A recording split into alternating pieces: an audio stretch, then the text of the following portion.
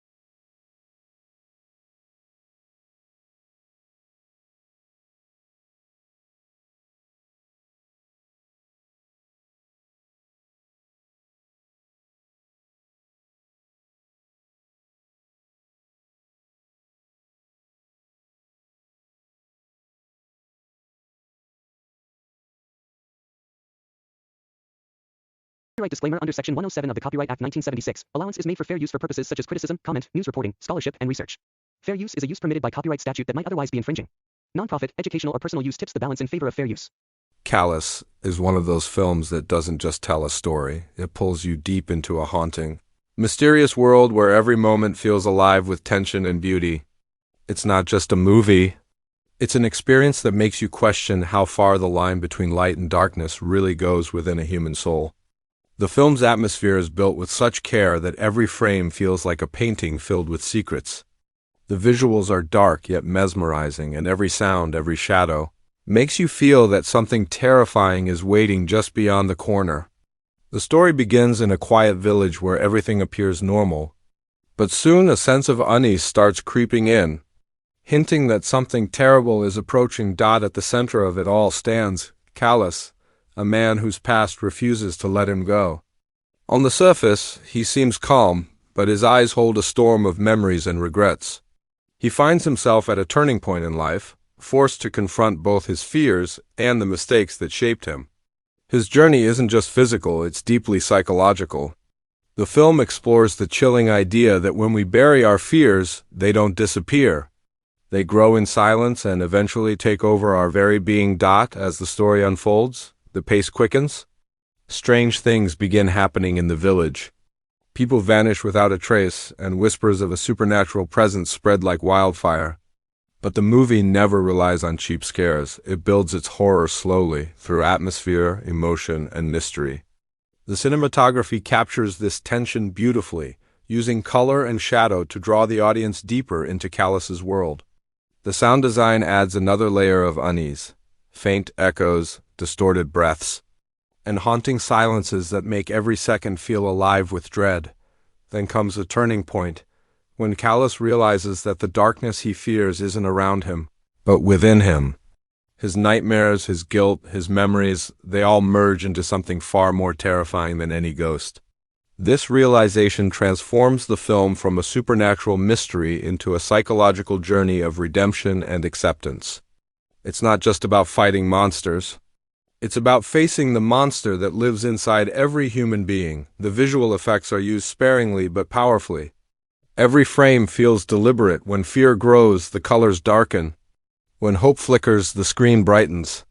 It's a poetic dance of light and shadow, symbolizing the battle between despair and hope. The camera work moves like a heartbeat, slow and steady at first, then faster as the tension rises. Even Kalus's face becomes a landscape of emotion, pain, confusion, fear, and ultimately, realization. What makes Kalus truly unique is how it blurs the line between reality and illusion. You're never quite sure what's real and what's just inside his mind. That uncertainty keeps you on edge from start to finish. The story plays with perception so deeply that even after the film ends, you're left questioning what you just witnessed. It lingers in your mind like an echo that refuses to fade away. As the climax approaches, the emotions hit harder. Kalus faces the truth about his past, the loss, the mistakes, the guilt he tried to bury for years. He learns that the people he believed were haunting him were never enemies. They were reflections of his own inner demons. That revelation ties everything together, turning chaos into meaning. The ending is powerful, both haunting and peaceful, as Kalus finally confronts himself and breaks free from the chains of fear. The dialogues throughout the movie are written with a quiet intensity. Every line carries a deeper philosophy about fear, loneliness, and self-acceptance. Kalus isn't designed to scare you with jump scares. It's meant to make you feel something raw and real. The horror here is emotional, not supernatural. It's the horror of realizing that sometimes the darkest places are inside our own minds. In the film's most emotional scenes, Kalus completely breaks down only to rebuild himself from the ashes. That breakdown is the turning point, a reminder that true strength doesn't come from running away from your pain, but from facing it. When he finally steps out of the darkness, the audience feels that same sense of relief and liberation. It's not just an ending, it's a cleansing, a quiet kind of victory. Visually, the film is stunning. The cinematography is one of its strongest elements. Each shot feels like an art piece, carefully painted with shadows and silence. The use of low light, slow camera movement, and natural sounds creates an immersive, almost dreamlike tone. Unlike traditional horror films filled with screams and blood, Kalus relies on stillness, and in that stillness lies the real terror. Overall, Kalus is a deeply emotional and visually striking film that explores the human mind's darkest corners. It's not just about horror, it's about understanding fear itself. Every scene, every frame feels like a mirror reflecting pieces of the human condition. The movie reminds us that no matter how far we run, we can never escape what's inside us. The true courage lies in turning around and facing it. Kalus is not just a film. It's an introspective journey that stays with you long after the screen fades to black, haunting, beautiful, and unforgettable.